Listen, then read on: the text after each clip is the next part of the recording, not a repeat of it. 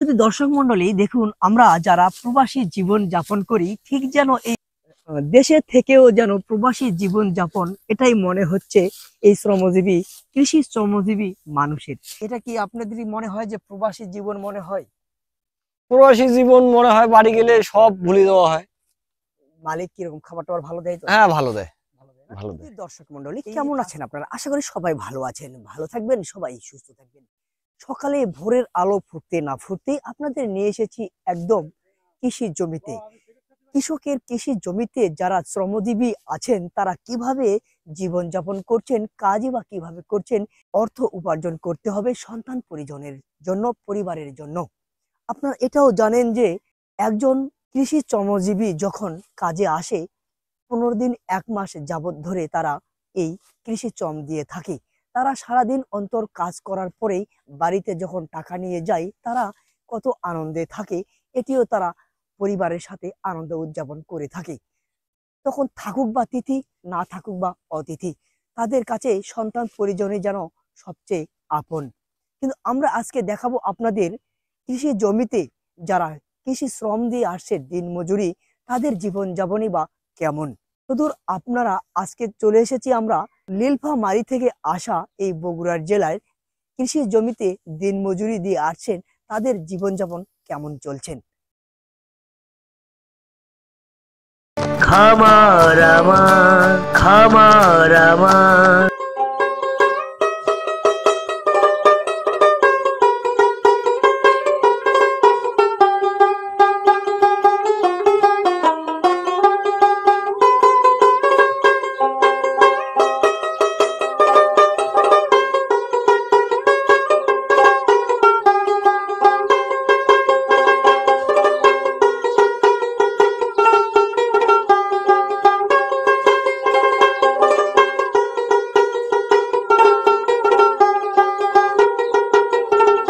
দাদা নমস্কার। নমস্কার। ভালো আছেন? হ্যাঁ, আছি।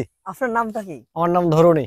ধরণী। হ্যাঁ। আপনাদের বাড়ি কোথায় দাদা? আমার বাড়ি নীলফামারী। নীলফামারী। হ্যাঁ। এই যে বগুড়া জেলায় কাজে এসেছেন, হ্যাঁ, কতদিন যাবত এসেছেন? এই 15 দিনকার আওতায় আসছি। এই যাবত পর্যন্ত কতদিন চলে গেল? এই 4 দিন। 4 দিন চলে গেল। 3 দিন কাম হলো। 3 দিন কাজ হলো। হ্যাঁ। কতদিন থাকবেন? 18 বিঘা মাটি কাটতে 6 দিন লাগে। আচ্ছা, এই সন্তান পরিজন ফেলে যে চলে এসেছেন আপনারা, হ্যাঁ। তাদের সাথে কি প্রতিদিন কথা হয়? হ্যাঁ, হয়। কথা হয় না? হ্যাঁ, কথা হয়। এই যে আপনারা যে 15 দিন 1 মাসের জন্য এই কাজে চলে আসলেন, হ্যাঁ। কাজটা আপনাদের যে খুবই কষ্টের একটা হ্যাঁ, কৃষিকাজ। কৃষিকাজ তো কষ্টই। তো এই কাজটা করতে আপনাদের যখন কাজটা করেন তখন কেমন লাগে? সেমন তো একটু ভালো লাগে, টাকা পাবো এই।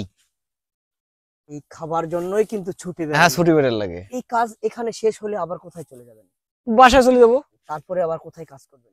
দেশে করবো। দেশে করবেন। মানে সবসময় আপনারা কৃষি কাজ করে থাকেন। কৃষিকাজ করি। এই যে সন্তান, আত্মীয়-স্বজন সবাই যে ফেলে এসেছেন, হ্যাঁ। এই ধরেন যে বিদেশে আমরা যাই, হ্যাঁ। প্রবাসী জীবন, হ্যাঁ, এটাও প্রবাসী, একটা হ্যাঁ। প্রবাসী জীবন হ্যাঁ, মনে হ্যাঁ। করেন, তাই না? হ্যাঁ। এই যে কাজটা করছেন যে মালিক কিরকম খাবার-টাবার ভালো দেয় তো? হ্যাঁ, ভালো দেয়। ভালো দেয় না? ভালো দেয়।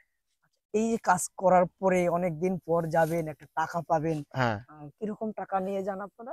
এই 10,000 15,000 এই মতনই নিয়ে যাই। ভালো লাগে তখন? ভালো লাগে। এবার ধানের ফলন কিরকম হয়েছে? ধান এবং তো 18-20 মণ করে আসবেই। 18-20 মণ হবে? হ্যাঁ, হবে। আচ্ছা, এই যে আপনারা যে এত বড় বড় নারা দিয়ে রাখছেন, হুম। এতে মালিকরা কিছু বলে না? মালিক তো বলে, এই বড় বড় গাছ কৃষি মহিলে ঢোকাইতে খুব কষ্ট হয়, এই জন্য আমরা একটু আগালে কাটি। আচ্ছা, আপনি বলেন একটু যে আপনাদের এই যে এত কষ্ট করে যে কাজ করছেন, 15 দিন 1 মাস থাকবেন, হ্যাঁ। এই 1 মাস পরে যে বাড়িতে যাবেন, হ্যাঁ। আত্মীয় স্বজনের সাথে আবার দেখা হবে, কথা হবে, হ্যাঁ, হবে তো। এটা কি আপনাদেরই মনে হয় যে প্রবাসী জীবন মনে হয়? প্রবাসী জীবন মনে হয় বাড়ি গেলে সব ভুলে দেওয়া হয়। আনন্দ উৎসব, আবার দেশে চলে গেলাম। এই যে আজকে যে হিন্দু ধর্মাবলম্বীদের জন্য আপনাদের একটা নবান্ন উৎসব হ্যাঁ, যাচ্ছে, তার জন্য কি মন খারাপ হয়? না না, আমাদের ওইদিকে এদিকে নবান্ন বেশি, আমাদের এদিকে অত নবান্ন নিয়ে অত উন্মাদনা নাই। তারপরে তো কাজ তো করতে হবে। কাজ করতে হবে। ধরুন দর্শক দেখুন, বিদেশে যারা আমরা প্রবাসী জীবন যাদের প্রবাসী জীবন তারা কিন্তু অনেক তিথি যায়, পূজা উদযাপন যায়, ঈদ হ্যাঁ। যায়, আনন্দ যায়। তারা কিন্তু প্রবাসে থেকে আসতে পারে না। ঠিক অর্থের জন্যই সবাই কিন্তু পরিশ্রম করে আসছি আমরা। 1 মাস 15 দিন 1 মাস যাবত কাজ করবে, তারা কিন্তু এই যে অর্থের জন্য কাজটা করছে, কৃষি শ্রম দিচ্ছে। এই যে কৃষি শ্রম দিচ্ছেন, এই যে কত টাকা ইনকাম হবে এক একজনের 15 থেকে 20,000 টাকা। হ্যাঁ হবে। এরপর যে আবার আলু লাগানো হবে, হ্যাঁ আবার আসবেন, আবার আসবো। আবার আসবেন না? যদি দর্শক মন্ডলী দেখুন, আমরা যারা প্রবাসী জীবন যাপন করি, ঠিক যেন এসে থেকেও যেন প্রবাসী জীবন যাপন, এটাই মনে হচ্ছে এই শ্রমজীবী, কৃষি শ্রমজীবী মানুষের কথা। মনে হচ্ছে যে কৃষি শ্রম যারা দিয়ে থাকেন তাদের পরিশ্রম কিন্তু অনেক হয়ে থাকে। আপনারা এটি সব কথা মানিয়ে এই কৃষি কাজটাকেও মানিয়ে নিতে হয়। কৃষি কাজে লস লাভ দুটোই থাকে, এটা সবাই স্বীকার করতে হয়। আপনারা আরো জানেন যে এই কৃষি কাজের পাশাপাশি যারা অন্য কাজও করে থাকেন তাদেরও শ্রমজীবী বলা হয়। জীবনের তাগিদে পেটের ক্ষুধা মেটাতে, অর্থ উপার্জন করিতে আমরা এই নীলফামারীর দাদাদের কাছ থেকে যে জানতে পারলাম যে তারা আসলে দেশে থেকে প্রবাসী জীবন যাপনই মনে হচ্ছে, কিন্তু এটি একেবারে প্রবাসী জীবন যাপন যেমন একঘেয়ে 5 বছর 10 বছর তারা প্রবাসে থাকে, কিন্তু এখানে তা নয়। এই দেশে থেকেও তারা 15 দিন 1 মাস পর আবার কিন্তু পরিবারের সাথে দেখা করতে পারছে। এই বাংলাদেশে কিরকম টাকা অর্থ উপার্জন করা যায় এটি আপনাদের আসলে দেখানোর চেষ্টা করেছি এই ভিডিওর মাধ্যমে। আপনারা আরো জানবেন যে এই কৃষি কাজে লস থাকে, লাভ থাকে, তবুও যেন কৃষকেরা ছাড়ছে না এই কৃষি কাজকে। এই কৃষি কাজের মাঝে আমাদের অনেক টাকা আয় হয়ে যায়, কিন্তু কাজের শেষে এই মুনাফাটা একবারে আমরা দেখতে পাই। এই যে ধানটা রোপণ করা হয়েছে, এবার 20 থেকে 22 মন, 21 মন, 19 মন, 18 মন, জমির আকার ভেদে প্রকার ভেদে এই ফলন হয়ে থাকে। দাদা, এই ধান আবার কতদিন আগে তোলা হবে, কতদিন পর তোলা হবে? 7 দিন। 7 দিন পর? হ্যাঁ 7 দিন পর। মানে এই ধানটাকে শুকাবে না? একদম শুকানো হবে। দেখুন দর্শক, আমাদের বাংলাদেশের সোনালী ফসল, সোনার ফসল, কৃষকের ফসল, দেশের ফসল, এই হচ্ছে ধান। এই ধান থেকে হবে চাল, এই ধান থেকে হবে কুড়া, গোখাদ্য তৈরি হবে, আবার এই খড়টা বিক্রি হবে, খড়টাও গোখাদ্য হবে। আর চাল আমাদের দেশের মানুষ রান্না করে খাবে। 15 দিন পর এই ধানটাকে আবার মাড়াই করা হবে। হ্যাঁ, অটো ডাঙ্গা হবে, অটো মেশিন দিয়ে না? অটো মেশিন দিয়ে। এগুলো কি আটি আটি বাঁধেন নাকি এমনি এইভাবে ধরে দেবো, এইভাবে চলে ঢুকিয়ে যাবে? দেবো। হ্যাঁ, আগে তো দেখতাম আমরা আটি বাঁধতো, কিন্তু এখন আর আটি এইভাবে। বাঁধে না কেন? এখন বান্ধি না এই কারণে কাজটা খাওয়ার জন্য, তাড়াতাড়ি হয়। তাড়াতাড়ি হয়।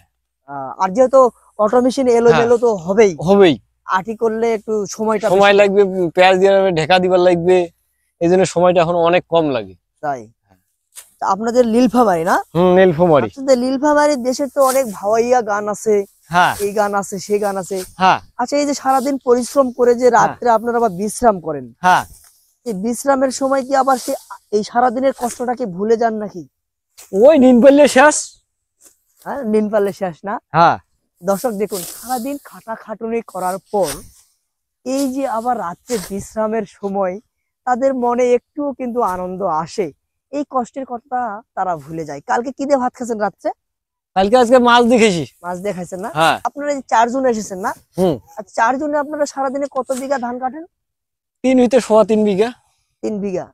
আচ্ছা, সারাদিনে আপনারা হিসাব করছে এই ধানটা যে মাড়াই করবেন তোলার পরে প্রতিদিন কি রকম টাকা আপনাদের পড়ে মজুরি? মজুরি 800 হইতে 900। 800-900 টাকা প্রতিদিন? প্রতিদিন।